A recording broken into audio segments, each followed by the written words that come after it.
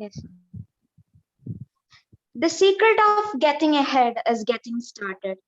A warm welcome to all, and I feel privileged to extend my welcome to the national webinar on recent trends in applied mathematics.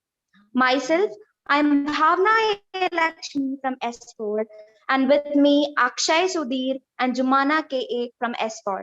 Also, I would like to thank you all for taking the time out of your busy schedule and marking these hours with your glorious presence. Now, let's begin our formal session by evoking the blessings of the Lord Almighty with a silent prayer.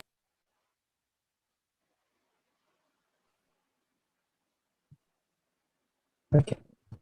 Mathematics Club, in association with Department of Applied Science and Humanities of Universal Engineering College, invites you all to the national webinar on recent trending in applied mathematics.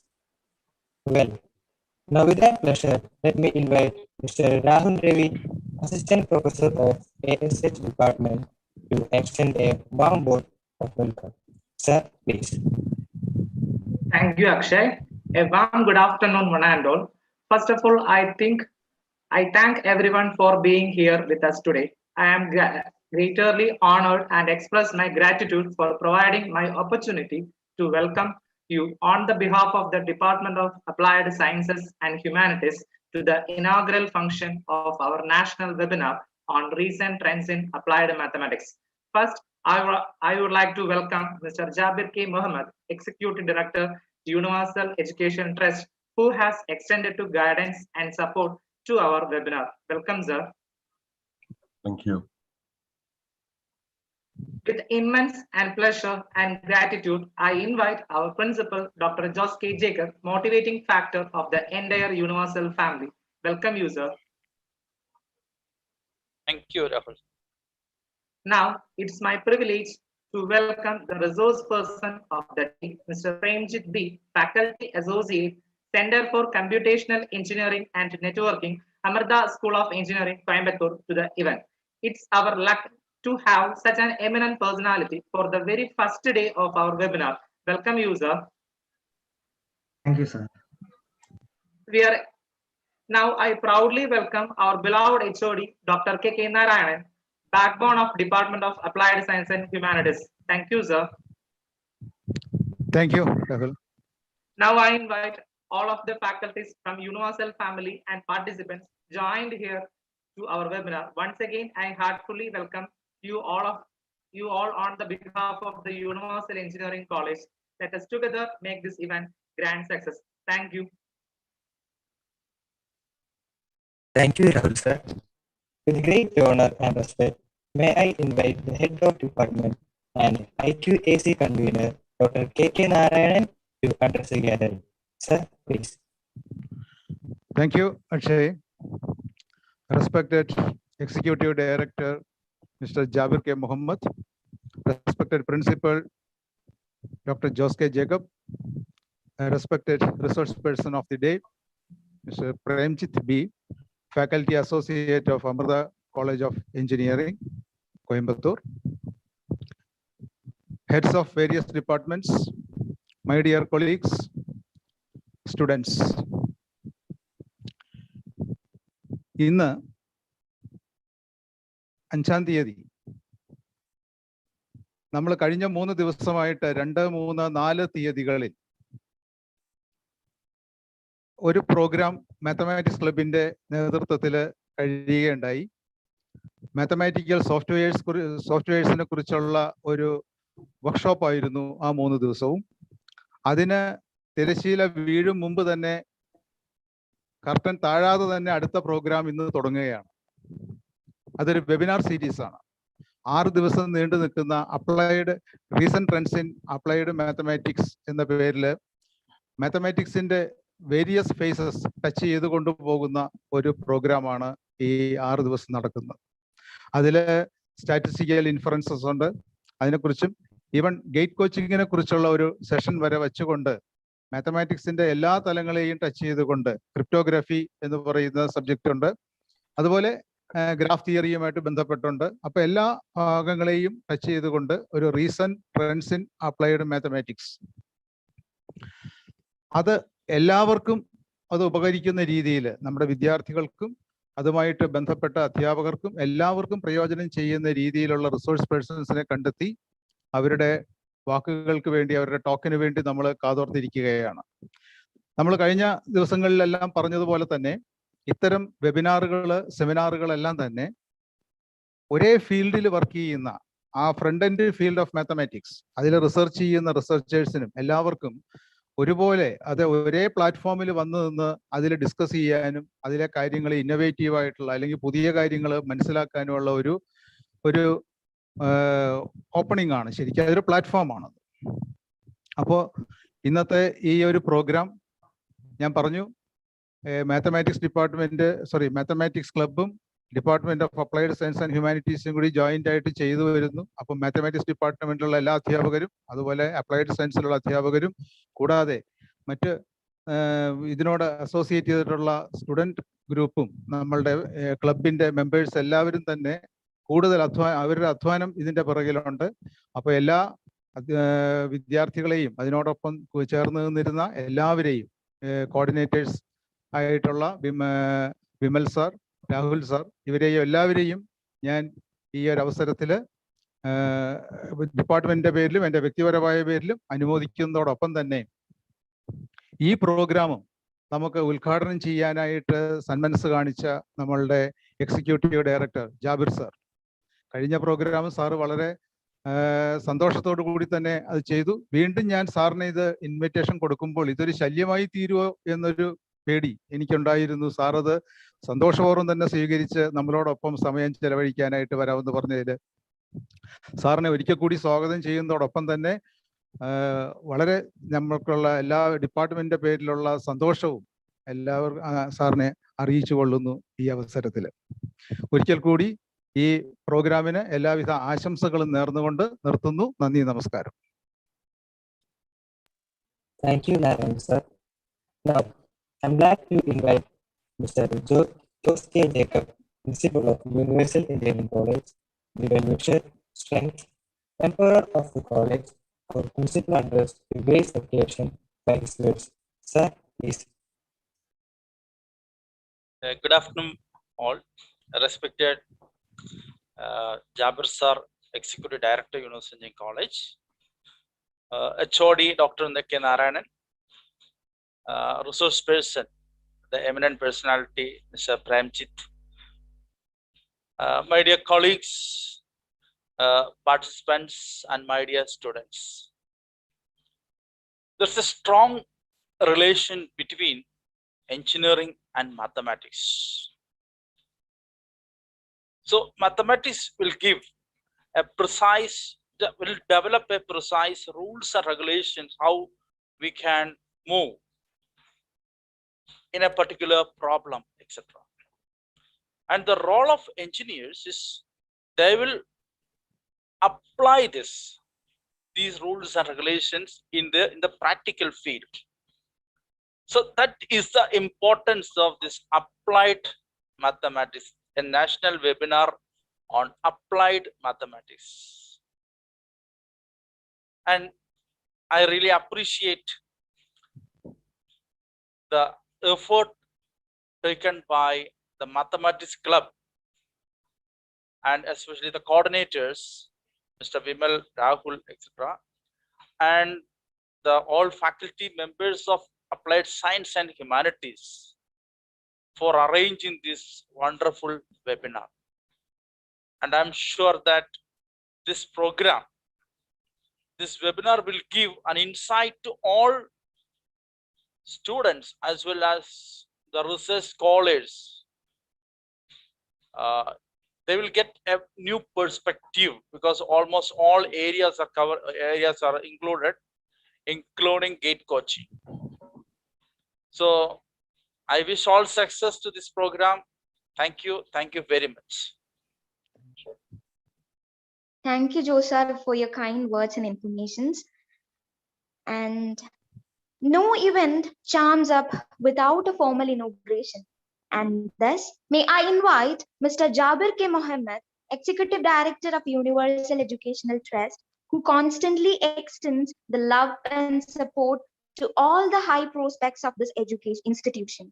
Let me welcome him for inaugural address. Sir, please. Good afternoon, all, and respected Principal Jos K. Jacob, respected HOD K. Narayan sir, and today's chief guest Premjit B, and all faculties and students. വളരെ സന്തോഷമുണ്ട് ഇങ്ങനെ ഒരു പരിപാടിയിൽ പങ്കെടുക്കാനും ഇത് inaugurate ചെയ്യാനൊക്കെ ഒരു അവസരം തന്നതിൽ. കാരണം ഈ റീസെന്റ് ആയിട്ടുള്ള ഡെവലപ്മെന്റ്സ്, റീസെന്റ് ആയിട്ടുള്ള ഓരോരോ കാര്യങ്ങളെ കുറിച്ചും നമ്മളിപ്പം ഇപ്പൊ പറയുന്ന കേരളത്തിലെ ലോക്ക്ഡൌണും കാര്യങ്ങളും എല്ലാവരും വീട്ടിലിരിക്കുന്ന സമയത്ത് ഇങ്ങനെയുള്ള പരിപാടികൾ കൂടുതൽ ആസൂത്രണം ചെയ്ത് എല്ലാവരെയും ഇൻവോൾവ് ചെയ്യിക്കുക, പിന്നീട് കൂടുതൽ അതിനുള്ള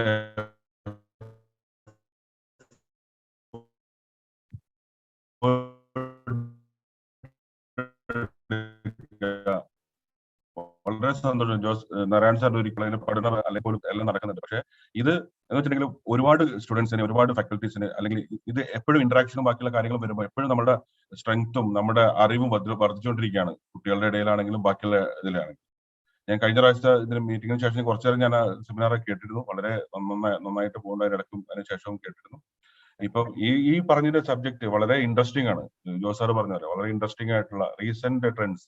അതായത് നമ്മൾ നോർമലി നമ്മൾ പഠിക്കുന്നത് അപ്ലിക്കേഷൻസിലല്ല കൂടുതലുള്ള, തിയറിറ്റിക്കലായിട്ട് നമ്മൾ പഠിച്ചുകൊണ്ടിരിക്കുന്നത്. പക്ഷെ നമ്മൾ അത് കഴിഞ്ഞിട്ട് എങ്ങനെ ആപ്ലിക്കേഷനിലോട്ട് വരുന്നത്, എങ്ങനെ കാര്യങ്ങളിലോട്ട് പോകണം എന്നുള്ളതിനെ കുറിച്ചൊക്കെ ഒരു ഡീറ്റെയിൽഡ് ആയിട്ടുള്ള ഡിസ്കഷനും ഡീറ്റെയിൽഡ് ആയിട്ടുള്ള ക്ലാസ്സും ഒക്കെ പ്രേംജിത്ത് സാറ് വളരെ ഭംഗിയായിട്ട് അത് അവതരിപ്പിക്കുന്നു വിശ്വസിക്കുന്നു. ഈ വെബിനാറുകൾ, ഇങ്ങനത്തെ കാര്യങ്ങൾ കൂടുതലായിട്ട് ചെയ്ത് നമ്മളെ സ്റ്റുഡൻസിനും ബാക്കിയുള്ളവർക്കും ചിലപ്പോഴൊക്കെ എല്ലാവർക്കും ബുദ്ധിമുട്ടായിട്ടും ഇതായിട്ട് തുടങ്ങും. പക്ഷെ ഇതിൽ ഇൻട്രസ്റ്റഡ് ആയിട്ട് വന്ന് അതിന്റെ കാര്യങ്ങൾ, നമ്മൾ ടൈം യൂട്ടിലൈസേഷൻ ആണ് ഏറ്റവും ഇമ്പോർട്ടൻറ്റ്. നമ്മൾക്ക് കിട്ടുന്ന ടൈം എങ്ങനെ നമ്മൾ യൂട്ടിലൈസ് ചെയ്യുന്നു, നമ്മുടെ കുട്ടികൾ എങ്ങനെ യൂട്ടിലൈസ് ചെയ്യുന്നു, അവര് ഇതുമായിട്ട് ബന്ധപ്പെട്ട് വേറെ കാര്യങ്ങളല്ലാതെ ഒരു എഫക്റ്റീവ് ആയിട്ടുള്ള കാര്യങ്ങളിലോട്ട് കൂടുതൽ വന്നു കഴിയുമ്പോഴാണ് എല്ലാത്തിനും അതിന്റെ ഒരു റിസൾട്ട് ഉണ്ടാവുന്നത്. ഇതെല്ലാം നിങ്ങളുടെ ബേസിക്, നിങ്ങളുടെ എഡ്യൂക്കേഷനുമായിട്ട് ബന്ധപ്പെട്ട് ബിടെക്കിന് അതിന്റെ ബേസിക് കാര്യങ്ങളായിട്ടും ഇതൊക്കെ നമുക്ക് കോറിലേറ്റ് ചെയ്യാൻ പറ്റും. പല കാര്യങ്ങളും വരും. നമ്മൾ പഠിച്ച പല കാര്യങ്ങളും നമ്മൾ ബിസിനസ്സിലാണെങ്കിലും ബാക്കിയുള്ള കാര്യങ്ങൾ അപ്ലൈ ചെയ്യുമ്പോഴാണ് അതിന്റെ ഒരു കോറിലേഷൻ നമുക്ക് മനസ്സിലാവാം. വെറും തിയറി പഠിക്കുമ്പോൾ മാത്രം നമുക്ക് പെട്ടെന്ന് കാര്യങ്ങൾ മനസ്സിലാവില്ല. പക്ഷെ ഇങ്ങനെ വരുന്ന സമയത്ത് നന്നായിട്ട് നമുക്കത് അതിനെ അക്സെപ്റ്റ് ചെയ്യാനും പറ്റും. ഈ വെബിനാറിനും ഈ സീരീസിനും വളരെ ആശംസകൾ അറിയിക്കുന്നതോടൊപ്പം തന്നെ ഇത് ഇനാഗുറേറ്റ് ചെയ്തതായിട്ട് പ്രഖ്യാപിക്കുന്നു. Thank you for everyone for inviting me also. Thank you. Thank you very much. Thank you, sir. Premjit B currently serves as a faculty associate at the Center of Computational Engineering and Networking, Amrita School of Engineering, Coimbatore. He completed his BTech in Computer Science and Engineering from Kannur University. He completed his MTech in Computational Engineering and Networking from Amrita Vishwapidam. He is currently pursuing his PhD in Natural Language Processing under the guidance of Dr. Soman KP. His current research focus is on natural language processing, computational linguistics, and deep learning.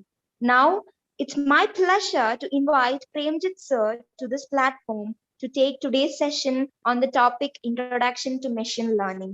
Sir, please. Thank you, Bhavana. Thank you, the organizers of this event, to invite me for this webinar. So I'll share my screen. I hope my screen is visible to everyone. Yes, sir, it's visible. Thank you. Yes. Okay. Thank you. So the agenda or topic for today's session is Introduction to Machine Learning. I'm not a magician to explain all the machine learning concepts in 1 hour. So I'll try to consolidate some concepts and some examples related to machine learning in this session.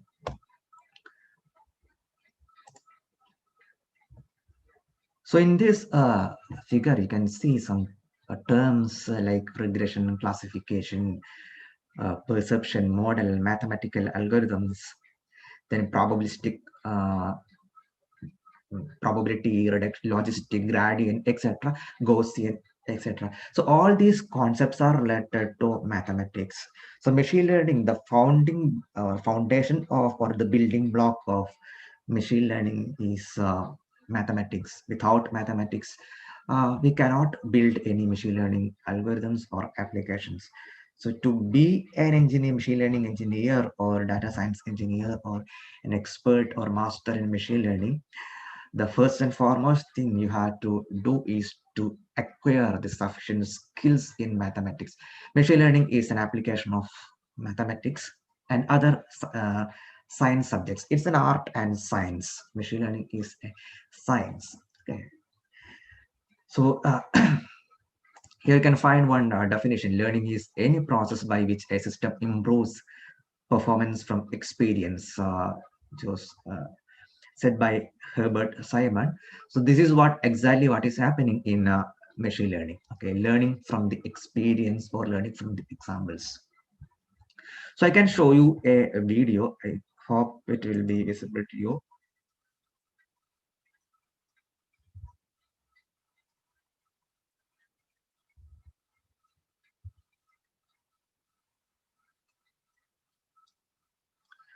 Okay, so this video is actually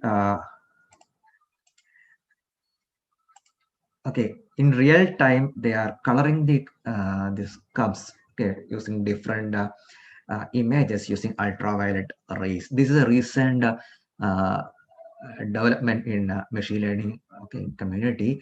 So it was developed by Facebook team, and you can see the people behind this algorithm. MIT computer science a department, okay, then Caltech, okay, all these teams are behind this. When they introduced this particular released this particular application last month only. So yesterday I was searching for these kind of applications and found that found this thing in the internet. So in real time, you can color or you can change the images in or images in the sculpts using ultraviolet rays. This one simple applications. Okay, so yesterday I have found a lot of news related to machine learning in in Google News. Machine learning reveals the critical something. Okay, it is related to COVID-19 research, and it is this Bundesliga delivering insight into fans via AWS. This is related to sports, and another educational based news. CBSE includes coding, data science in curriculum. Okay, then voice a bookkeeping. Okay, so this is used in financial domain. Okay, then gene editing. So in the future, you can find another news, CRISPR study. Okay, both are related to bioinformatics. This CRISPR is actually a new technique using which you can edit your genes. Okay, so that in the future, our future generations. Okay, if you find that our future babies will be having some diseases in the future, then you can edit the gene so that they won't get affected by any diseases, or you can increase the immunity of such babies. Okay, if you want to make your, this is a prediction, I don't know whether it will happen or not, but if you want to make your baby sing like Yesudas or K.S. Chitra, then you can edit his or her gene and make him or make her like that. Okay, it is possible, and some studies are happening in that aspect. In agricultural field, people are, or scientists are editing the genes of crops so that they can come up with very good or uh, products. Okay, then artificial intelligence or machine learning is widely applied in a lot of fields. Like the one field is legal machine. So for suggesting the law points, IBM Watson is used in many places, especially in United States. Okay, so the lawyers are using the help of IBM Watson tool to get some suggestions on the related to some law points. Okay, then cybersecurity, and here you can find that artificial intelligence powered electronic nose can accurately sniff out cancers. Okay, then So a lot of research is happening in this bioinformatics field, application of machine learning in bioinformatics, application of machine learning in cybersecurity, application of machine learning in text-based or speech-based research. Okay, then application of machine learning in gene editing. Okay, and even the law people are using artificial intelligence or machine learning to improve their skills. Okay, these are a few recent news in Google, I found in Google related to machine learning or artificial intelligence. And it is interesting that CBSE is going to include coding and data science applications or methods in their curriculum so that students can learn these concepts in from sixth standard itself. Actually, the basics of machine learning we learn in the second or fourth standard itself. Okay, one concept is called convolution. Okay, convolution we generally the electronics and communication people used to use these convolution concepts in signal processing, but the concept of convolution we learn in fourth standard. Okay, for multiplying two numbers. Okay, convolution is kind of folding and shifting kind of application. So the same concept we are using in multiplication. Okay, so the basis of mathematics or the mathematics required for machine learning we learn in school standards itself, or fourth standard or fifth standard or sixth standard. So that is the reason why CBSE is introducing these concepts in the school curriculum. Okay, so these are some recent trends. Okay, in the left hand side you can find the number of peer reviewed publications, AI related publications. Okay, machine learning is a part of artificial intelligence. Okay, you can see a rapid growth in the number from 2014 onwards. Similarly, you can find that this ImageNet is a machine learning application competition, okay, image classification competition. So when the new machine learning approach called deep learning, when the deep learning concept was introduced, the accuracy of that particular application has increased to a greater extent, okay, from 2015 or 16 onwards. Okay, in the bottom you can find some statistics of some private investments in AI. Okay, you can see the total investment in US dollars. Okay, millions of US dollars. You can see that in healthcare sector, people are or industries are investing a lot. Okay, drugs, cancer, molecular drug discovery, etc. Compared to 2019, you can find that in 2020, a lot of investment is happening in healthcare sector. Okay, similarly in gaming section also, you can find that a very high increase in the investment. Okay, in almost all the fields you can find people are investing a lot, okay, in AI based applications. So here, this is another statistics. Okay, in the left hand side you can see that the number of undergrad course, okay, that teach students the skills necessary to build or deploy a practical AI model. Okay, so in 2020, you can see that compared to 2016 and 17, the number is doubled. Okay, the number of undergrad course are doubled in 2019 and 20. Okay, so it shows the demand of machine learning or AI-based skills in okay, in academia. Okay, here also in the right hand side you can find the trend. Okay, another trend. Okay, percentage point change in new CS computer science PhDs in the United States. Okay, the number is increased by 10%, or okay, 9%, approximately 9%.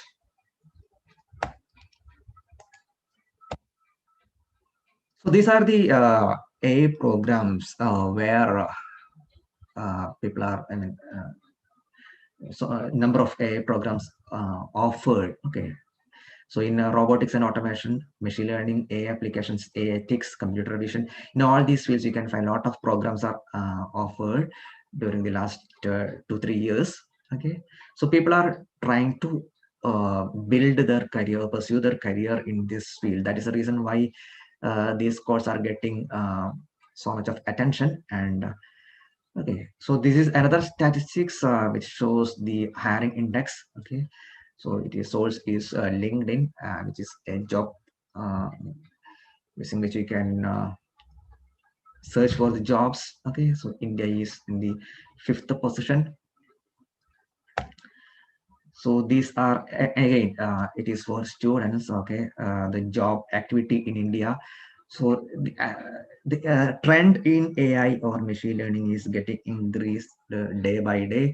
Okay, second by second. Okay, minute by minute.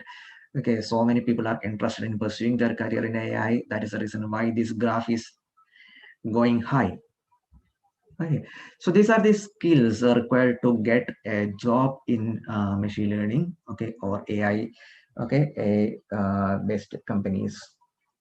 Okay, so the basic skill is machine learning, AI, artificial intelligence. Okay, artificial intelligence is a broader term, and machine learning comes under this artificial intelligence. And deep learning is another skills you had to have to pursue your career in machine learning or artificial intelligence based industries. Okay, so deep learning is also a part of machine learning. Okay, then natural language processing is related to uh, text analytics. Okay, or it is related to our language. Okay, so language we use to speak or communicate with other people. Then TensorFlow is a skills, but it is not a machine learning or artificial intelligence skill. TensorFlow is a tool using which you can develop or implement machine learning algorithms or deep learning algorithms. TensorFlow is it is from Google. Okay, computer vision is related to images or videos or our vision. Okay, image processing, computer vision, both are same. And neural network is the building block of deep learning. Okay, then decision tree is another machine learning algorithm. Keras is again a tool to develop machine learning or deep learning algorithms, mainly for implementing deep learning algorithms. Keras is a wrapper for TensorFlow. Okay, TensorFlow is a machine learning framework from Google, and Keras is a wrapper for TensorFlow, which means that you cannot use Keras directly. You have to install TensorFlow framework in your system to run Keras codes. Text mining is somehow related to natural language processing, but text mining is something like mining the hidden patterns in the text using different algorithms. Then chatbots. OpenCV is again a tool for image processing or computer vision applications. Okay, then you can search this term in the Google and you will get a link to that. Okay, I am giving that link in the reference section. You can go through that link. Okay, so these are the skills, top skills you require to get a job in machine learning domain. Okay, so coming back to the definition of machine learning, or before explaining what is machine learning, we should explain what is artificial intelligence. Okay, artificial intelligence is the science of making things smart. Okay, smart in the sense, okay, uh, if you find a device or a thing which is intelligent, then we can call it as smart. Okay, I am not talking about people or human beings. I am talking about the machines. Okay, so if a machine is an intelligent machine or intelligent device, then we can call it as smart.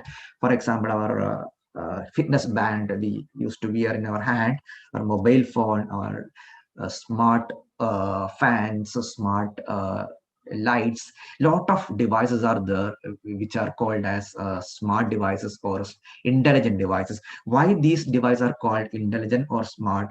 Because they are able to do some computation inside it.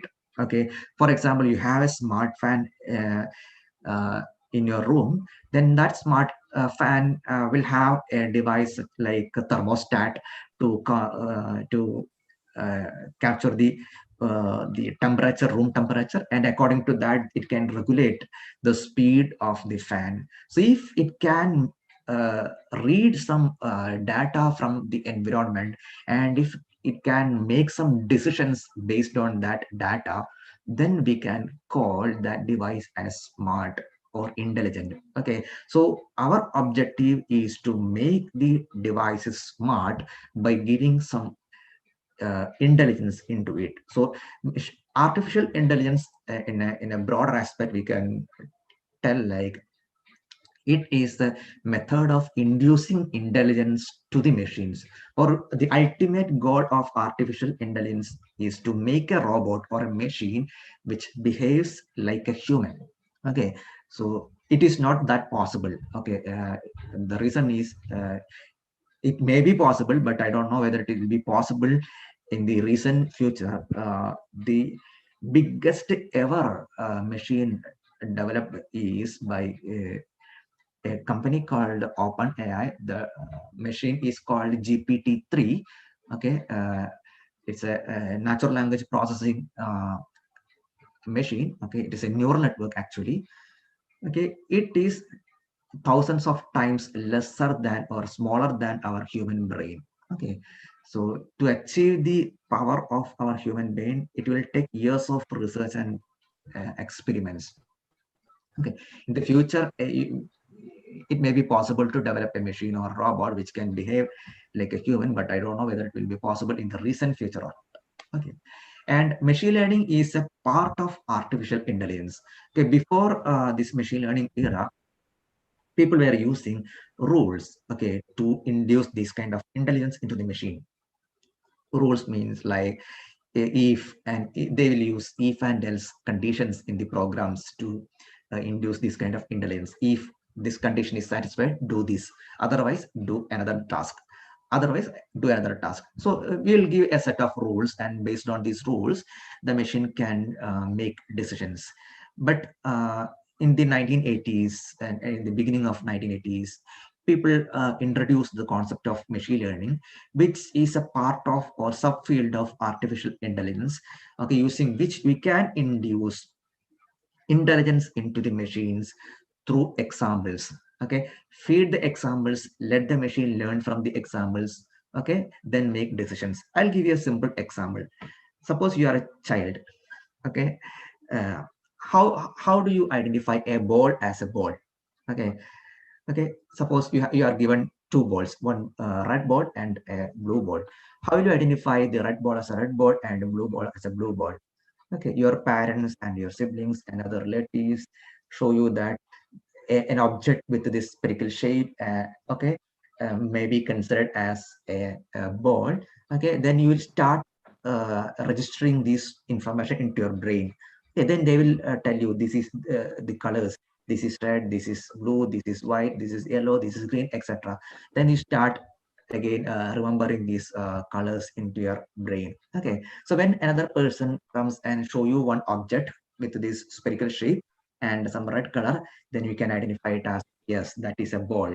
But suppose you haven't seen a balloon yet. Okay, you have seen the balls only. Okay, you haven't seen a balloon yet. So when a person comes and show you one balloon, okay, then what will you do? You identify it as a ball. Okay, you may not be able to identify it as a balloon. Okay, so you when a person comes and show you this balloon, then you will tell that that is a ball. Okay, that is a blue ball or a red ball, because you are making that decision or prediction based on your experience or your knowledge which is fed into your brain. Okay, but another person comes and tells you that this is not a ball, this is balloon. And you can, when that person tells you that this is a balloon, then you will start capturing that features of the balloon, and then you will register that information into your brain. Okay, okay. So next time when you see a balloon, then you can identify it as a balloon. Okay, this is how we, the humans, learn or remember or make predictions, learn some information and make predictions based on those information. Exactly the same way only machines are also learned. Okay, so in machine learning, what we do is we feed a lot of data or examples to the machine, and we ask the machine to learn some patterns or some informations or hidden patterns or hidden informations from the data using some algorithms. Okay, this is what machine learning is all about. Okay, so machine learning makes or learns the pattern or learns the information from the data or experience, using which it can make predictions in the future for an unknown data. Okay, so machine learning is all about data, and if you provide sufficient amount of data or examples or experiences, then your machine learning model can behave well or predict with a better accuracy. Okay, the prediction or decision making skill of a machine learning model or a robot or a machine, okay, can be improved if you can supply a lot of data. Okay, so machine learning is more about, it's not all about data, it's more about data. Okay, so and for these kind of predictions, there are a lot of algorithms you have, and using these algorithms, we will see some examples for those like algorithms. And using these algorithms, machine learning algorithms, we can create some complex functions. Okay, these complex functions can map this data, okay, which are learned, okay, to some predictions. Okay, so this is an overview of artificial intelligence, and you can say that machine learning is a sub part of artificial intelligence, and deep learning is a sub part of machine learning. Again, deep learning is a completely relies on this data.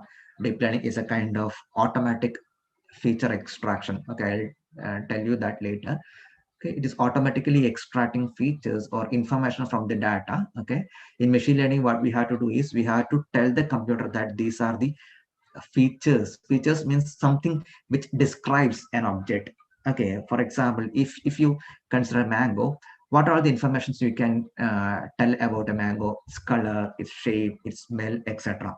Okay, so when you tell a baby that okay, this is a mango, you have to tell him or her that these are the features of a mango.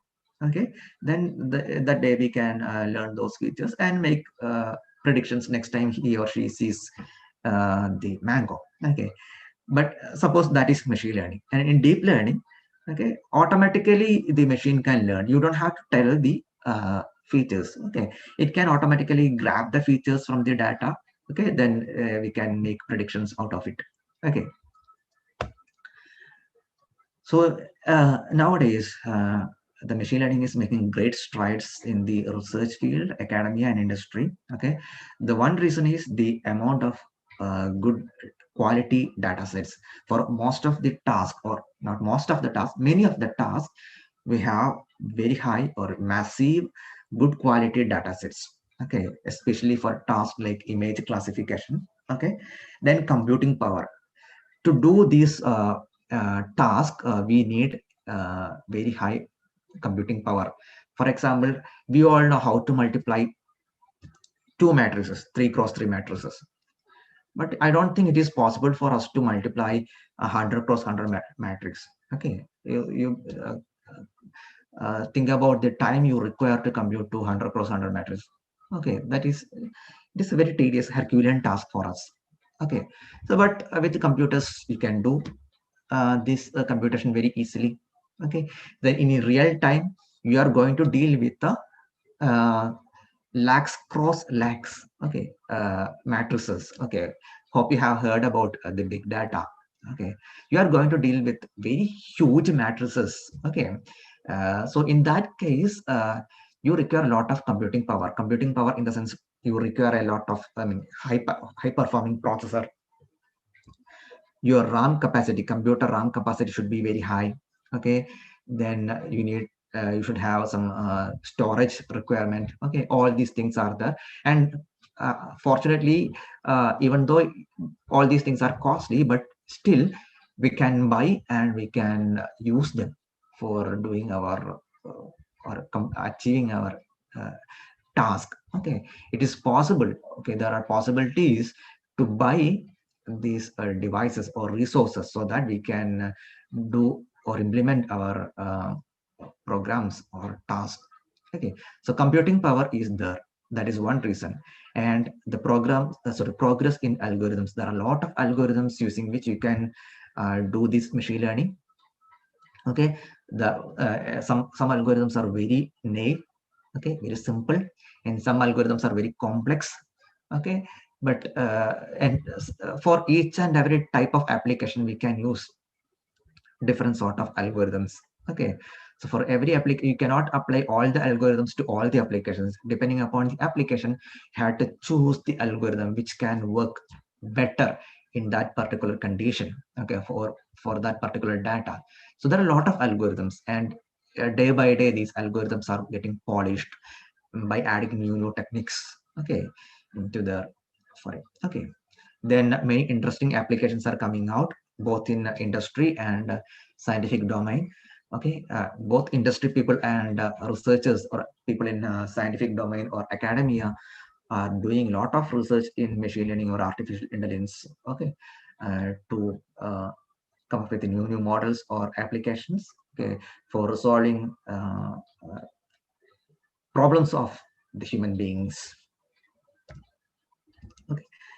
So today AI is ubiquitous. Okay, that is known to everyone. But we are using AI for each and every kind of applications. For example, for Google search, Google is one of the giant in AI, artificial intelligence. Okay, so Google search it is purely based on artificial intelligence.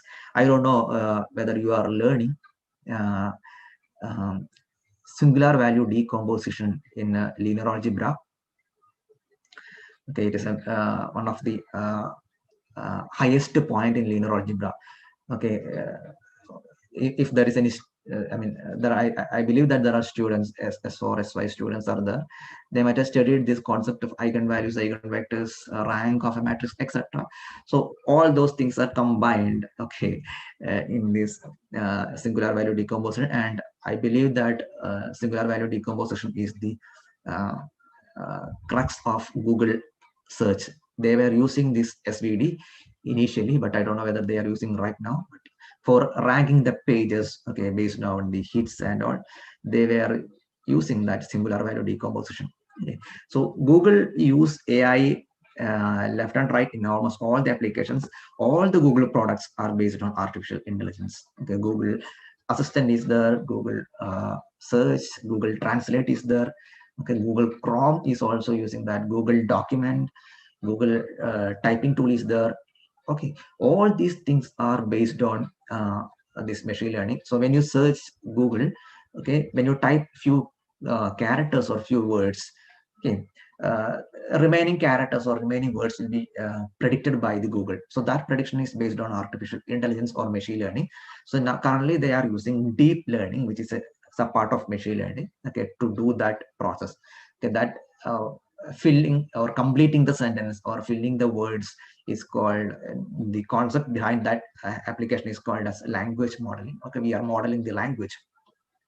Okay, and this Google can work with almost all the Indian languages. You can find in this image that you can search with the Hindi, Bengali, Telugu, Marathi, Tamil, Gujarati. I think this is Kannada and this is Telugu, Malayalam, okay, etc.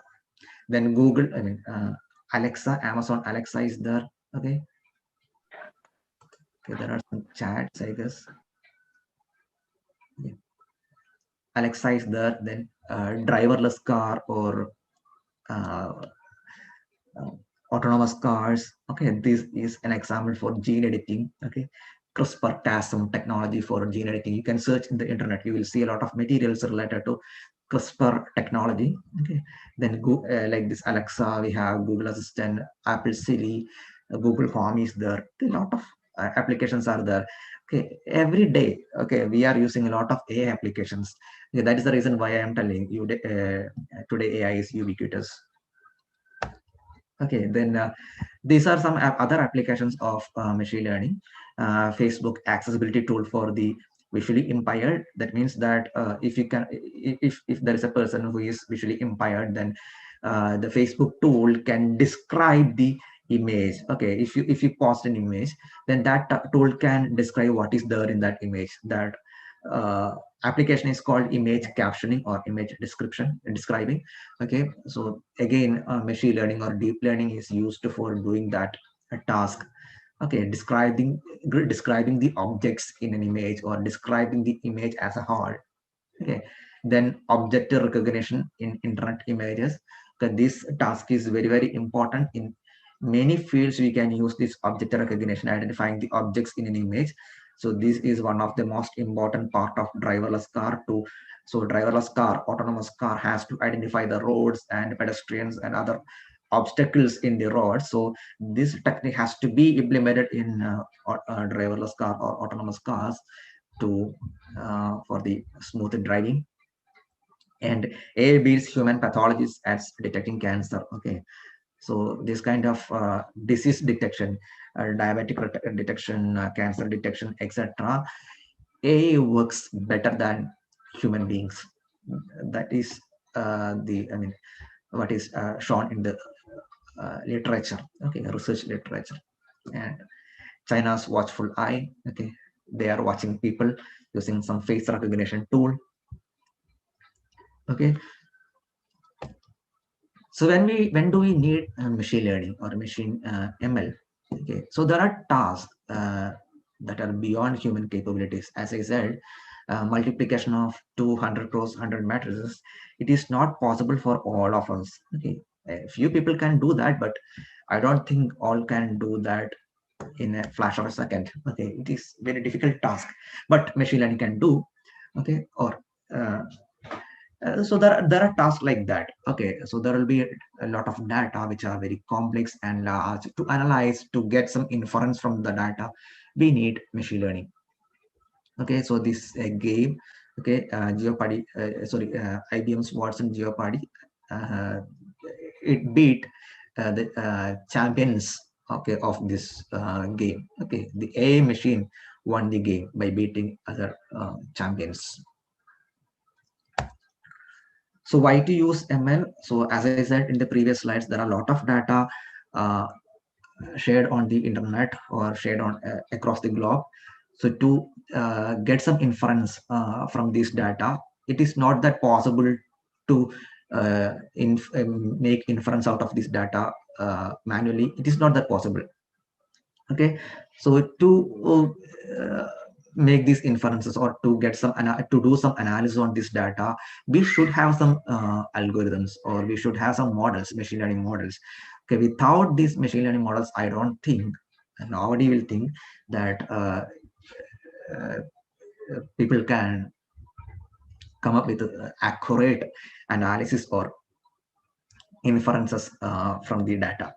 Okay, from these data, there are a lot of data available in the internet, okay, shared in the internet. So without machine learning, it is not possible, not at all possible to do these analysis. Okay, so a lot of research is happening in the COVID-19 research direction. So that is, people are investing AI technology into those research also. Then only we can come up with a very good models to solve the issues of our species. Okay, so what is machine learning? Okay, as I said in the previous slides, it is the ability of computers to learn from the data or past experience. Okay, suppose you have a machine like this. Okay, then you feed data to the machine and ask the machine to learn from the data like this. Okay, so you show an image of monkey and tell the machine that this is a monkey. Okay, then you show another image of a cat and tell the machine that this is a cat, and you tell the machine that show the machine an image of a dog and tell the machine that this is a dog. Then you start feeding or supplying similar data to the machine. Okay, you show different types of monkeys image, show different types of cats image, and show different types of dogs image. Okay, then the machine starts learning these images. Okay, generally what we do is, instead of these images, we extract some features and we feed these features into the machine. Okay, I will tell you the significance of this feature extraction in the coming slides. Okay, so we extract features and we feed these features into the machine. So machine starts learning these features, and using that or using those features, it will build a model, so which can be used for making future predictions. Okay, so once the machine learns all these images, next time when you show a cat's image, the machine will tell that this is cat. Okay, so that kind of decision making will happen Okay, uh, with machine learning. Okay, so what you had to do is you had to do some programs, okay, for this learning and for this decision making also. Okay, so machine learning is uh, just like gardening. Okay, the seeds of the machine learning are algorithms. Okay, so you have a lot of algorithms. You have to pick the best algorithm. Okay, that is a difficult task actually, because you have numerous algorithms in the world. So you should know, okay, the best algorithm which can be used for this particular application. But I don't know whether there is any method to identify the best performing algorithm. Okay, so that is another huge task before you to pick the algorithm, just like the seeds. Okay, so seeds in the case, you have to do a lot of analysis, right? You have to check the soil, you have to check the environment condition. Okay, you have to check the productivity of the seeds, etc. Okay, a lot of parameters which affects the selection of seeds. Similar to that, you have to do a lot of research on selecting the algorithms, and nutrients or data. You feed the data to the algorithm. Okay, then gardener is you have to take care of the uh, uh, plants. Okay, the programs which are used for, or which are the byproduct of these algorithms and data, okay, which can be used for making the predictions in the future. Okay, predictions can be the fruits. Okay, so you have to do this kind of task a lot of times, okay, continuously, okay, to build a better model. Okay, so in a nutshell, machine learning can be considered this way. Okay, there are, as I said, thousands of algorithms are available. Okay, every year new algorithms are coming, and in a nutshell, a machine learning algorithm has three components. One is representation and evaluation, and third one is optimization. Okay, representation is just like the selection of the algorithms. Okay, it talks about the, or tells about the selection of algorithms. There are a lot of algorithms, and you have to find an algorithm which can give you the better predictions. Okay, so again, it depends on the data. Okay, for some data, some algorithms work. For another data, another algorithm works. Okay, there are a lot of algorithms are there. Each algorithm works with a different set of data. Okay, so you cannot tell that for this particular data, this algorithm works. Okay, so that is, I mean, one of the difficult tasks in machine learning, identifying the algorithms. Then once you identify the algorithm and you build the model, then you have to evaluate the performance of the model. Okay, so hope you have heard about the COVID-19 vaccine trials. Okay, once you develop the vaccine, you have to test it on different human beings and measure the accuracy or efficacy of those vaccines. Just like that, once you build the model, you have to evaluate the performance of the model with some data. Okay, if the evaluation is not good enough, then you have to optimize the performance. Okay, so these are in the right hand side, you can find a table. Okay, I took this table from this particular paper. Okay, so for representation, we have a lot of algorithms. Okay, nearest neighbor algorithms, support vector machines. Okay, neighbors, logistic regression, decision tree. Okay, neural networks, graphical models, Bayesian networks, conditional random fields, etc. And for evaluating the performance of the model, there are a lot of metrics, evaluation metrics: accuracy, precision, recall, likelihood, etc.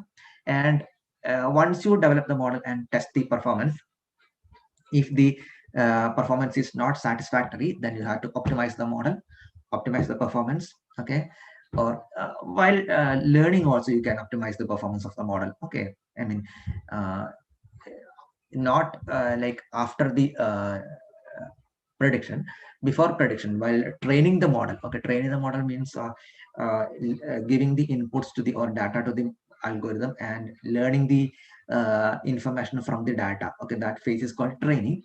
Okay, during the training itself, you can optimize the model using this algorithm. Okay, so I don't know whether you have studied this linear programming and quadratic programming uh, in the first year or second year of your BTech.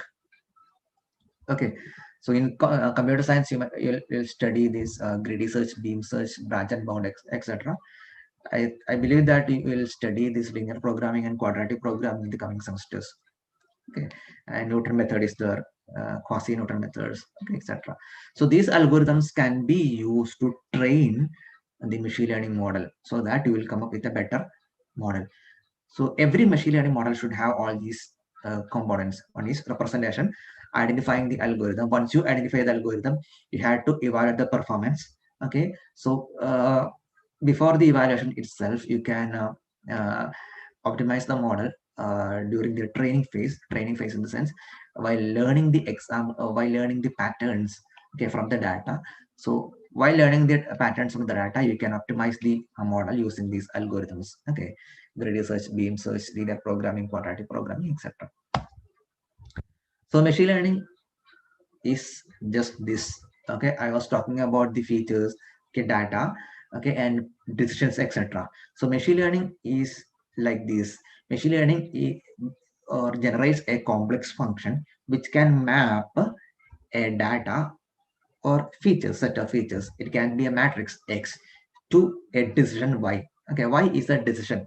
It can be a vector or a scalar. Okay, it can be yes or no, or it can be some vector of I mean a vector of dimension m or n. So generally, machine learning is finds a function which can map the data into a decision with the help of some parameters a. Okay, a can be a set of parameters. For each algorithm, you can find different set of parameters. So in this case, face detection, this image is the data. From the image, the machine learning algorithm can learn some information or pattern. Using that pattern, it can make decision. Okay, decision is like this, the a portion of the image, sorry, face. And in speech recognition, okay, the input is your voice or speech or audio. Then the machine learning algorithm identifies some pattern from the speech and convert that speech into some text representation. Okay, when you speak hello, how are you, then the machine will print hello, how are you in English letters. Okay, so in this way, this is what is happening in machine learning actually. Okay, conversion of a set of features into a decision. Okay, so this is the important, this image, okay, shows the importance of features. Features should be able to okay, if you extract features, those features should, I mean, using those features, the machine should be able to distinguish different objects. In the left hand side, there are some KFC chicken and some dogs. Okay, so if all looks in a similar way, okay, even humans won't be I mean, it won't be easy for humans to identify or distinguish these two things, the chicken piece and the dogs. Okay, so if you supply minimal amount of features to the machine learning model won't be able to identify this as a dog and this as a chicken piece. Okay, so to identify two different objects, you have to find the best possible features and you have to supply those features to the machine learning model. Okay, so in this slide here you can find X. X is not the image as such. You have to extract some features. Okay, so in this case, you have to extract some features from the dog's image and you have to extract some features from the chicken piece image. Okay, from both images you have to extract some sorry, you have to extract some features and supply those features to the machine learning model. Then machine learning model can mine the make some inference out of these features, or identify some hidden patterns in the data, and based on that inference, they can make predictions. Okay, so generally in conventional machine learning, we don't supply the data as such. We have to identify the relevant features from the data. But now we have algorithms like deep learning, which can be used to extract the features automatically. So instead of manually identifying the features, we can simply push the data or the images to the deep learning algorithms, and deep learning algorithms can get you some very good features. The research is showing that these features can make prediction. Using these features, machine can predict better predictions, okay, compared to the features given by human beings. Okay, that is how the deep learning is having a lot of attractions, okay, in the current from the current research community. Okay, so this is this slide explains the machine learning framework. Okay, so there will be a lot of functions, a set of functions, f1, f2, etc. Okay, f1 can be modeled by an algorithm, f2 can be modeled by another algorithm, f3 can be modeled by another algorithm, or f1, f2, f3 can be modeled by same algorithm with a different set of features. Okay, there are a lot of possibilities are there, and the task is image recognition. So if you pass the image of a cat to the function or the model should identify it as a cat. Okay, that is the task. Okay, so the first function can make some very good predictions like f1 of, I mean, if the first model is f1, then if you give the image of the cat, or after extracting the features of the cat image, if you pass those features to the function f1, it can predict as cat. And if you can extract some features, relevant information from the dog's image, and if you pass those values to the f1 function, if it can make dog, then we can tell that this function can make very good predictions. And there is another function f2. Okay, if you give the features of the cat, it predicts as monkey, and if you give the dog's image, it predicts as snake. Okay, so so in this case we have two models, f1 and f2, both will make two different predictions. Okay, that is the scenario we have.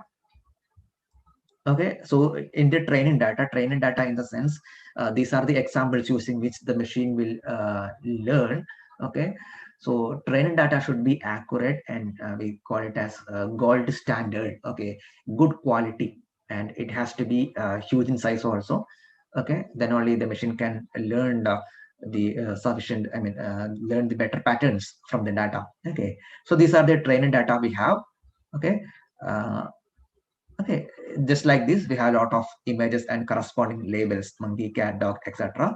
Okay, then we can build a lot of functions, f1, f2, f3, etc. Okay, then we have to find the goodness of the function. Okay, goodness of the function, which function makes better prediction. Okay, so we tell that this f1 function makes better prediction, so we'll go for this f1 function. So we don't select f2. Okay, we select f1 as the best function.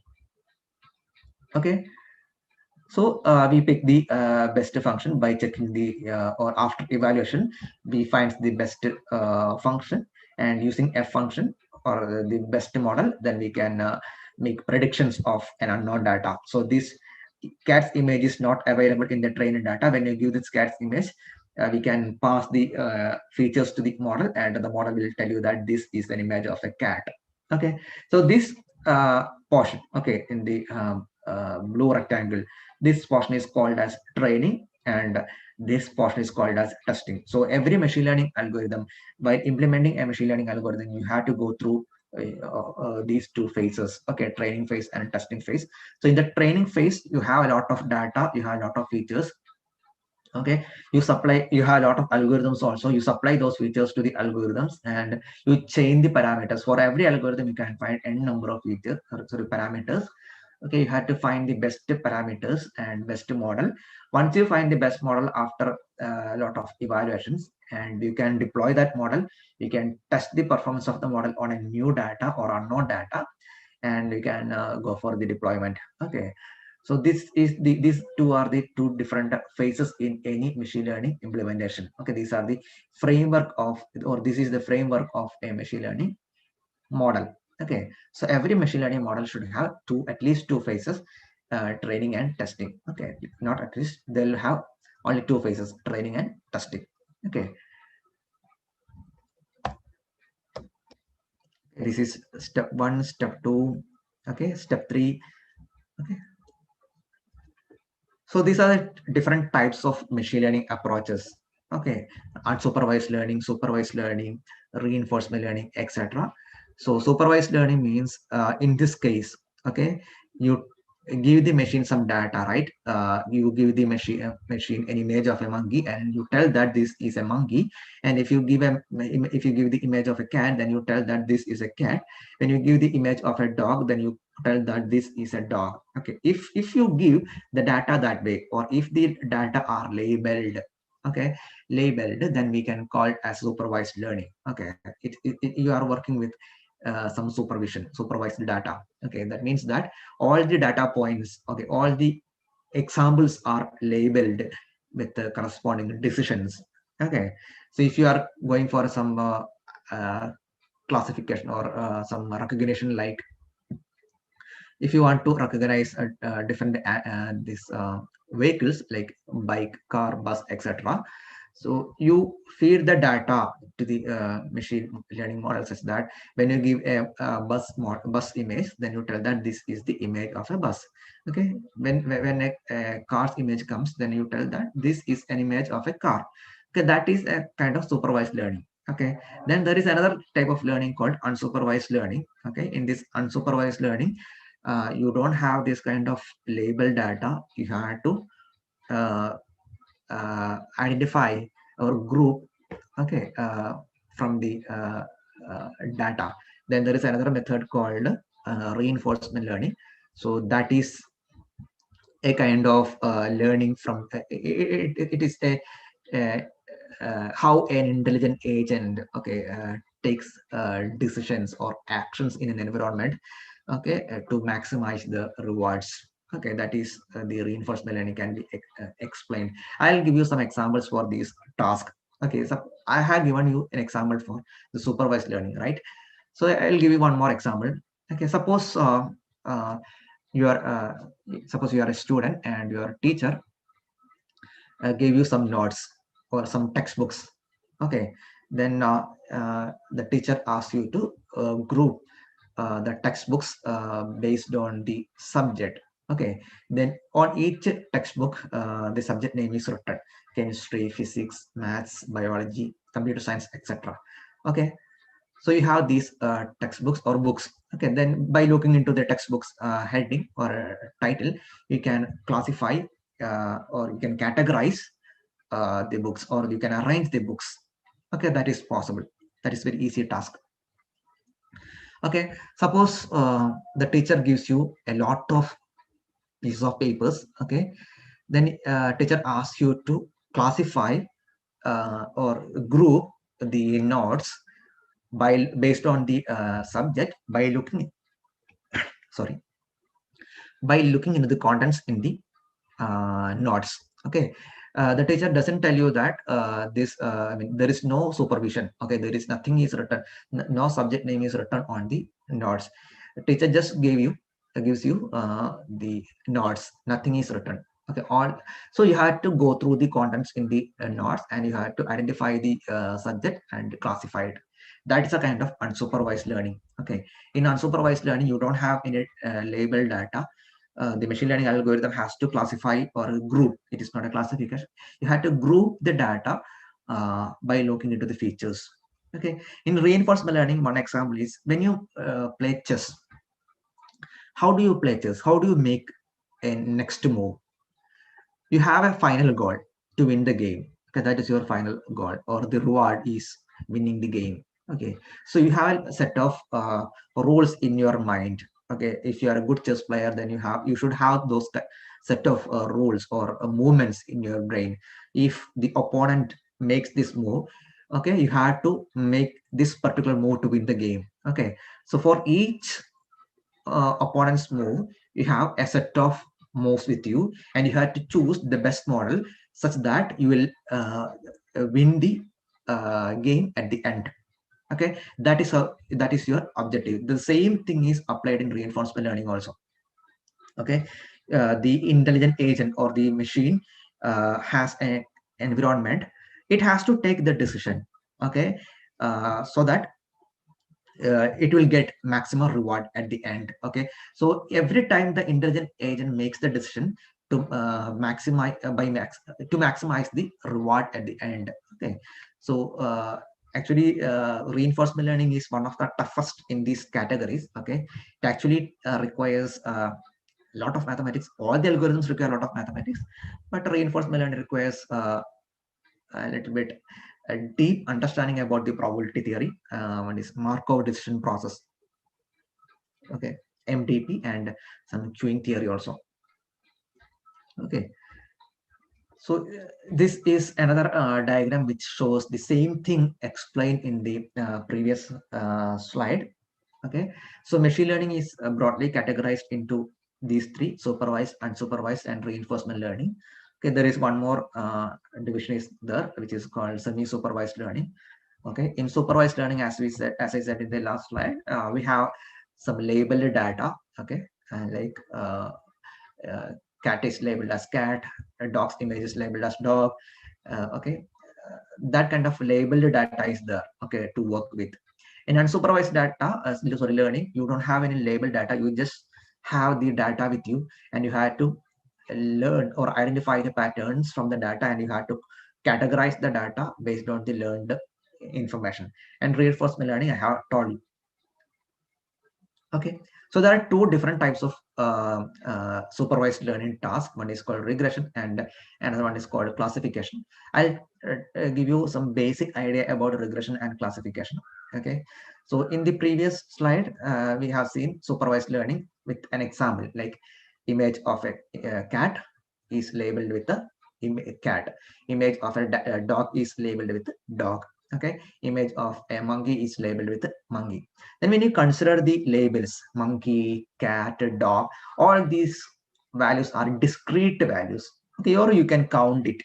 Okay, 1, 2, 3, etc. If the labels are countable, okay, or discrete, then we can go for classification task. If the target values, we call it as a target values. If the target values are continuous, then we have to go for regression analysis. Continuous in the sense, for example, weather forecasting. Okay, today you have 1.23 centimeter rain. Tomorrow, okay, or for first day you have 1.23 centimeters rain.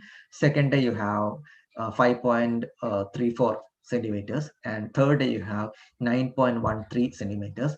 And this way you have 100 days data, and you have to build a machine learning model which can predict the rainfall in the 100th day. So if you are asked to do such modeling, so you are going to predict some continuous data, okay, continuous values. In that case, you have to go for a regression analysis. And a lot of regression algorithms are there. Linear regression is there, polynomial regression is there, decision tree regressor is there, then support vector regressor is there. And for classification algorithm, you have naive-Bayes classification is there, which is based on one of the most famous algorithm in probability theory, which is called Bayes theorem. Okay, and decision tree, naive-Bayes algorithm is one of the simplest machine learning algorithm. Okay, then decision tree is there, random forest is there, support vector machine is there, logistic regression is there, AdaBoost, then k-nearest neighbor. A lot of algorithms are there. Okay, then unsupervised learning, one approach is called clustering, and there are a lot of algorithms are there: k-means clustering, k-midioid clustering, hidden Markov model. A lot of algorithms are there in unsupervised learning also. Okay, so these are the broad categories of machine learning and different types of algorithms. So this is an example for binary classification. Binary classification in the sense, classify. So if the term is classification, or if the task is classification, then you have to identify it as a supervised learning task. Okay, classification and regression is related to supervised learning. Binary classification in the sense, your decision have two values, yes or no, -1 or +1, 0 or 1, good or bad. Okay, that kind of, if you are going to make A or B kind of decision, then that kind of classification is called binary classification. Okay, suppose we are going to build a classification model for our emails. Okay, you have to classify our emails into spam or non-spam. So yeah, all the emails will be fed into the machine learning model, and machine learning model can predict whether it is a spam or not. Okay, so that kind of model will be built. Okay, then this is how it works. Okay, so every time when a new data comes, new mail comes, the model will check okay, whether it is a spam or not. If it is spam, then that mail will be filtered out and it will be shown in the spam folder. Okay, so this is a kind of binary classification. There are other type of classification which is called multi-class classification. If you have multiple target values, monkey, cat, dog, you have more than 2 categories. Okay, 3 categories here. So if you have more than 2 categories, then we can call it as a multi-class classification. Okay, so news classification is one of the most famous task in multi-class classification. Okay, classify news according to the topics. Okay, policy, economics, sports, etc. Okay, so for training you have a lot of news and you have to extract some features from the news, and you have to classify the news based on the features extracted from the data.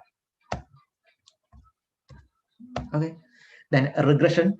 Okay, regression analysis is it is a linear regression. Okay, linear regression is actually, you have in this image you can find a lot of blue circles, and the objective of the linear regression is to fit, okay, or draw a line such that the error between these data points are minimal. Okay, so there comes the optimization problem also. Okay, to minimize or to maximize something, you have to do some optimization concepts. Okay, so those who are good in mathematics, I mean, most of the faculty are, I know that all of you are having very good amount of knowledge in mathematics, and you know that the importance of or significance of optimization theory in regression analysis.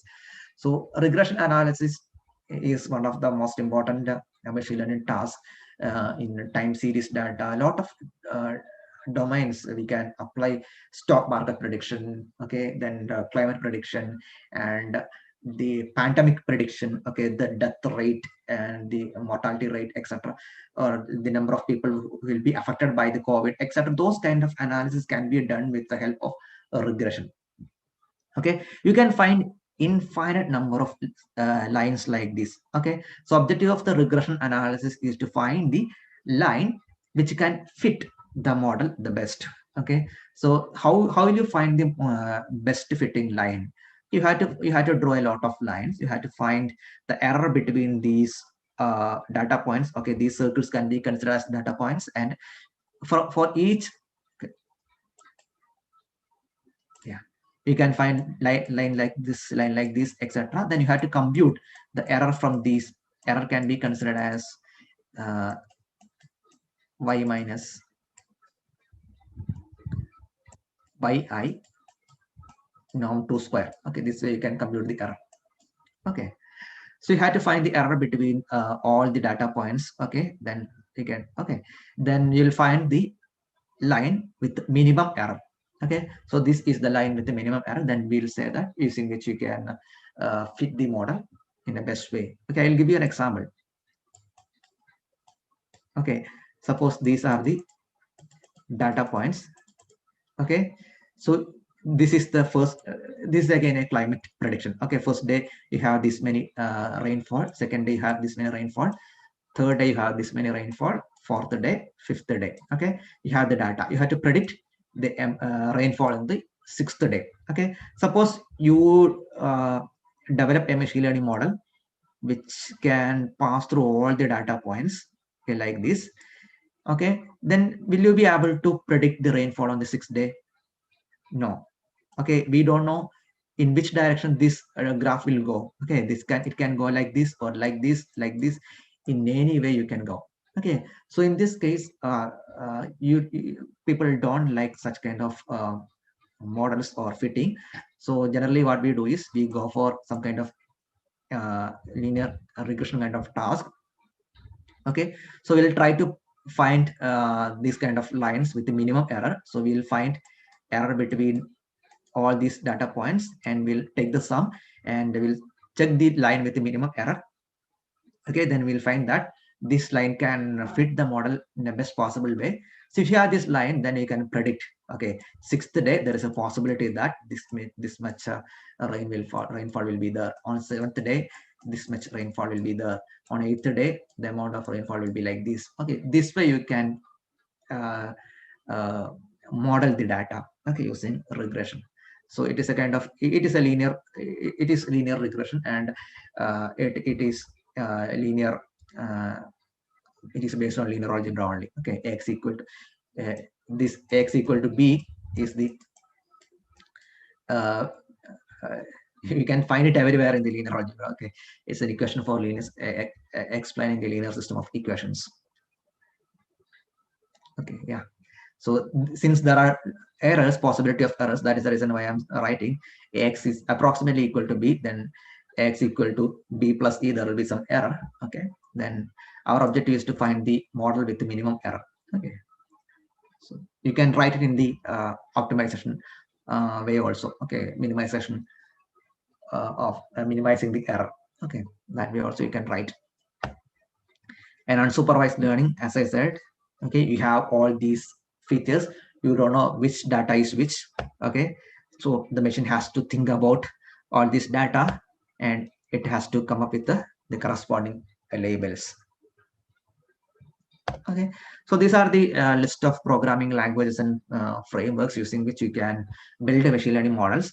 So Python is the most famous programming language used in machine learning implementations, and MATLAB is also there, and R is also there, but I don't prefer R much. I generally use these three languages, and another one is called Octave. Okay, Python, Octave, and Julia are free, and I don't know whether Julia is open source, but all these programming languages are free, and MATLAB is not free. It is a proprietary software. You have to pay some amount to use this tool, but it is very powerful. Okay, MATLAB is really powerful to do data analysis or data science jobs or machine learning jobs. And Python is the most famous language, and in the future, Julia can overtake Python. The universities like Stanford, okay, there is a professor called Stephen Boyd, one of the famous person in optimization theory, okay, especially in convex optimization. He is teaching his course using Julia language. So they are the visionaries in machine learning or artificial intelligence. If they are using Julia for teaching some course, then we can tell that Julia is going to be the future. Okay, but currently Python leads the list. Octave is also, it is similar to MATLAB, but doesn't have that much functionalities. Julia is powerful because Julia uses very simple syntax, just like Python and MATLAB. Okay, and it is as fast as C language also. Okay, the reason why C language is fast, because it is a kind of it is for system level programming we can use C. Okay, it is very close to this assembly language. Okay, but Python is a kind of very high level language. Okay, we don't need to know much about the system level implementations of the system level implementations. If you are using Python or MATLAB or Octave, we are just simply using the functions available in the Python libraries or packages. Okay, but Julia is somewhat faster, and it is simple. So if you want to pursue your career in data science, I recommend you to learn both Python and Julia. It's very easy to learn Julia. Lot of materials are available in the internet. Python, infinite number of materials are available in Python. Okay, but Julia also we can find a lot of materials. It is coming up only. There are a lot of communities and organizations which support Julia. And in the right hand side, you can find some packages, Python packages or frameworks using which you can build machine learning models. One is TensorFlow, which can be used for developing machine learning or deep learning models. Okay, TensorFlow is developed by Google, and PyTorch is another machine learning or deep learning tool or a framework. It was, I think it is from Facebook. Okay, then Matplotlib, it is for plotting something. Okay, visualizing something, you have to do Matplotlib. Then NumPy. Okay, NumPy is a numerical Python. Okay, which is used for all sorts of linear algebra applications, and SciPy, scientific Python, okay, of all sorts of scientific computing, optimization computing, signal processing thing you can do SciPy, and Pandas, again a data visualization, or for reading the different types of data, for manipulating different type of data, for visualizing different types of data, we can use Pandas. Keras is again a deep learning framework which is built on top of TensorFlow. Okay, then scikit-learn is a machine learning library, very famous library. Almost all the machine learning algorithms are implemented in scikit-learn. Then these are the some Python packages or frameworks available in the market. All these packages are free, so you can download it for free and use it for free.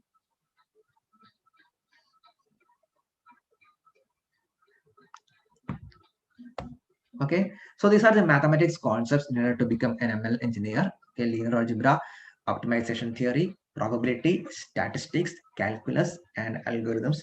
Okay, so most of the algorithms are built on top of linear algebra and optimization theory. So if you want to be a master in machine learning, you have to be a master in linear algebra and optimization theory.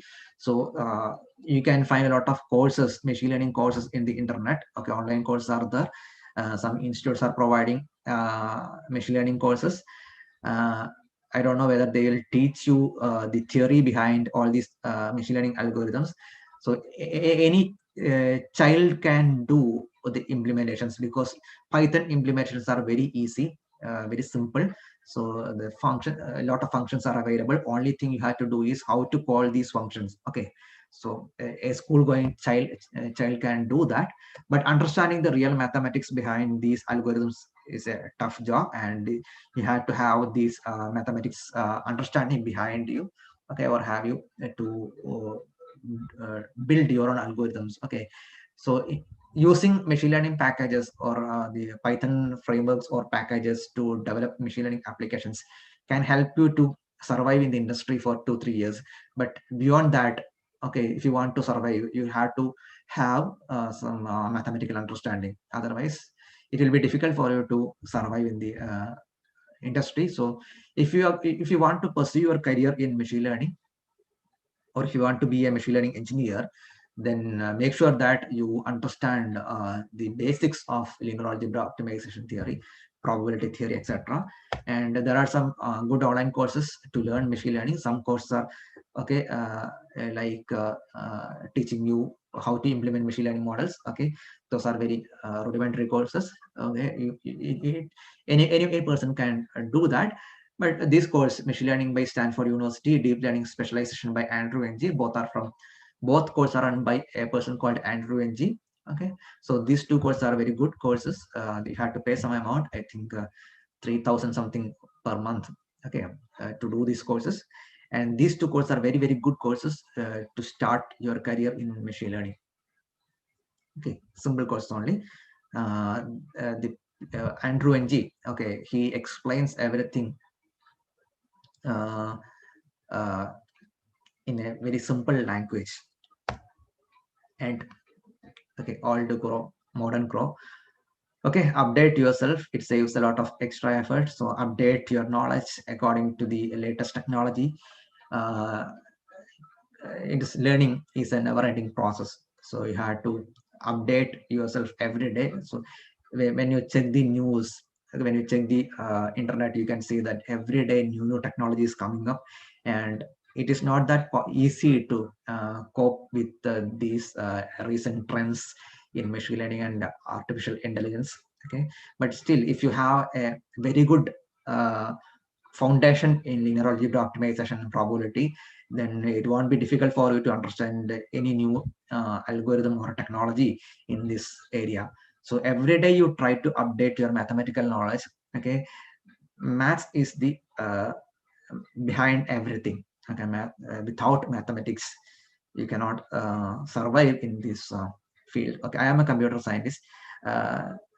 After joining MTech only, I came to understand or know about the real power of mathematics, because unfortunately during my days, maths people teach maths in some way, and computer science people teach computer science in some way. Okay, I couldn't find any connection between mathematics and computer science, because okay, that is how we were taught. I don't know how people are teaching nowadays. I believe that the faculty are teaching in such a way that they can apply mathematical concepts in different engineering applications. Okay, so you had to update yourself. You had, I mean, just like this image says, it saves a lot of extra effort. And one more thing is the okay, who built internet? It is Tim Berners-Lee, and Tim Berners-Lee is a physicist. Okay, he had first class bachelor of, I mean, a bachelor degree in physics. Okay, so the people who develop all these things are actually mathematicians and physicists, but not computer scientists. Okay, so mathematicians are behind all these technologies. So learn maths, okay, and be a very good engineer. Okay, these are the some references from where I collected all the materials. Okay, you can go through. I mean, none of the slides are mine. Okay, I referred all these materials for making the slides. Okay, uh, thanks to these researchers who publish their works on the internet too, so that we can, people like me can use and learn machine learning and other stuffs. Okay, so thank you all. You can reach me out at b_pranjit@cb.amrita.edu. Okay, thank you all for the patient listening. If you have any questions, you can ask.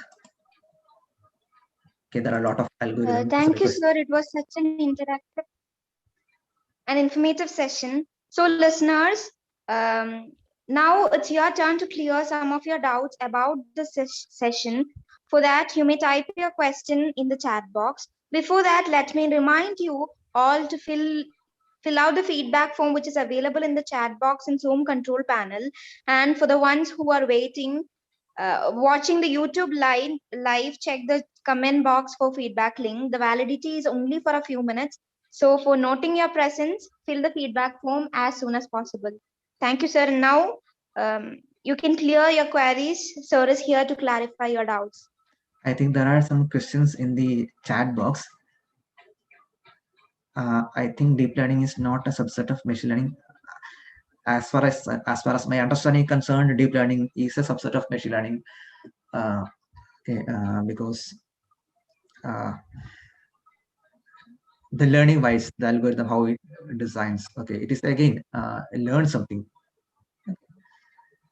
Okay, clear. Please do share. I'll share the PPT with the organizers.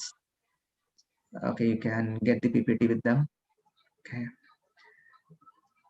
PPT I can share. Okay, other questions. Can you tell one astonishing application of ML according to you? There are a lot of applications. If you ask me one thing, one application which makes me wonder every day is gene editing. I am curious about how it works actually. CRISPR-Cas technology, how people can edit our genes and how people can uh, uh, give birth to new babies with a different skill set. I don't know whether I'll be able to watch those technology in my lifetime, but I am curious about that. CRISPR-Cas technology, gene editing. Okay, then other questions. Which field of mathematics is dominantly used in ML? Linear algebra, optimization, and probability. That is my understanding. Okay.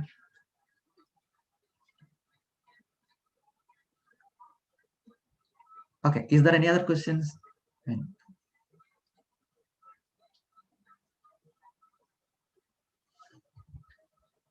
Okay, sir. We are very grateful to have you in this session and to seek knowledge from you. Within a short time, you impart many of your knowledge to us. Let me this. Okay, one more question is there in the chat box. Can I attend that question? Yes, sir, you can please. Okay, so the question is, what is the role of ML to mechanical engineering? A lot of applications are there. One is in computational fluid dynamics, you can apply machine learning. And another one is autonomous cars, okay, driverless cars, we can apply machine learning. Okay, then material science, I think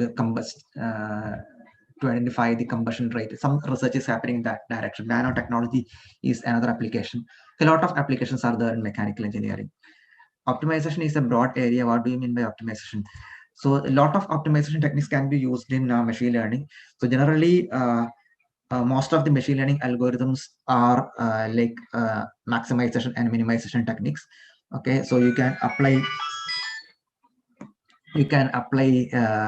some convex optimization techniques to optimize the machine learning models. Okay, what do you mean by optimizing the machine learning models? It is by updating or making the model in such a way that it can predict the or it can make the decisions in a better way.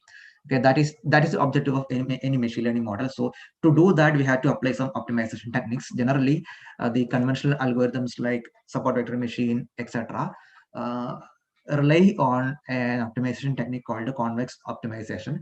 So that concept is sufficient to learn some of the, convex optimization, concave optimization concepts are sufficient to learn something about this kind of concepts. Then linear programming is there, quadratic programming is there, then another algorithm called ADM is there. A lot of algorithms are there. So you can learn linear programming, quadratic programming, convex optimization, concave optimization, all these things in optimization theory to have some idea about this machine learning. And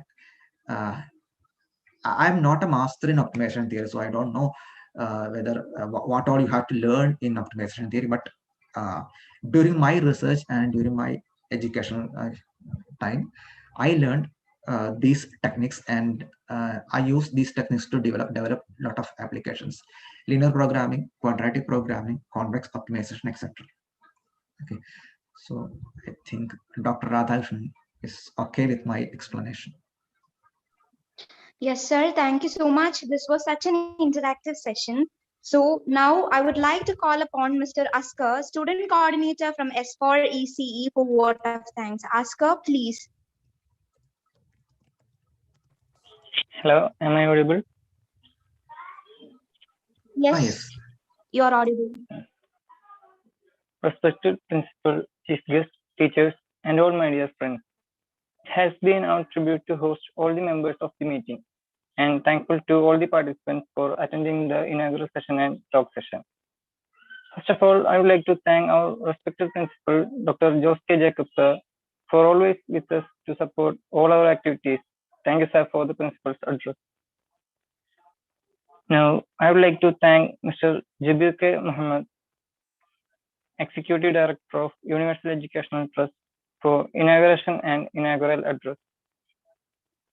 Next, I would like to thank Mr. Premjit B., Faculty Associate at Center for Computational Engineering and Networking from Amrita School of Engineering, Coimbatore, for give valuable knowledge to us.